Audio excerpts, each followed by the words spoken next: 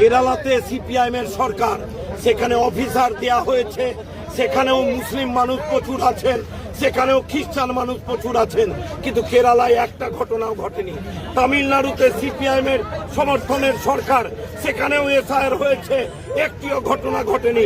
কিন্তু মমতা ব্যানার্জি বিজেপির সাথে সেটিং করে পশ্চিমবাংলার মানুষকে আজকে ভয়ঙ্কর মুখে ঠেলেছেন বলে 60 লক্ষ মানুষের নাম বাদ গেছে। 37 লক্ষ মুসলিম, 23 লক্ষ তপশিলি জাতি উপজাতি মতুয়া সম্প্রদায়ের মানুষ।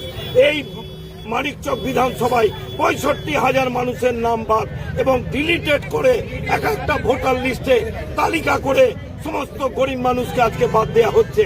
ভোটাধিকার কেড়ে নেওয়ার চক্রান্ত করছে নির্বাচন কমিশন। প্রতিটা পদে আমরা দেখতে পাচ্ছি। আজকে যে ঘোষণা করা হয়েছে নির্ঘণ্ট 3 দিন 4 দিন হচ্ছে ব্যাংক ছুটি, তাহলে ডিসিআর কখন কাটবে আর কখন নমিনেশন করবে, এগুলো পরিকল্পনা করে আজকে আরএসএস এর কথায় এই নির্বাচন কমিশন, যা মানুষ বলছেন নির্যাতন কমিশন, এই কাজ করছে। দলকে কি অবশ্যই আরএসএস চাইছে, সেই ফাঁদে মমতা ব্যানার্জি পা দিয়েছেন। এত চুরি দুর্নীতি করেছেন, তার ভয় আছে। বিজেপি তৃণমূল সেটিং করে পশ্চিম বাংলাটাকে লুট করতে চাইছে এবং ভোটাধিকার লুট করেছে বুথে, মথুরাপুরি স্কুলে। এখন ভোটাধিকার কেড়ে নেওয়ার চেষ্টা করছে, যেটা বিজেপি আজকে এই গণতন্ত্রকে মানে না, এই দেশের ধর্মনিরপেক্ষতা সংবিধানকে মানে না।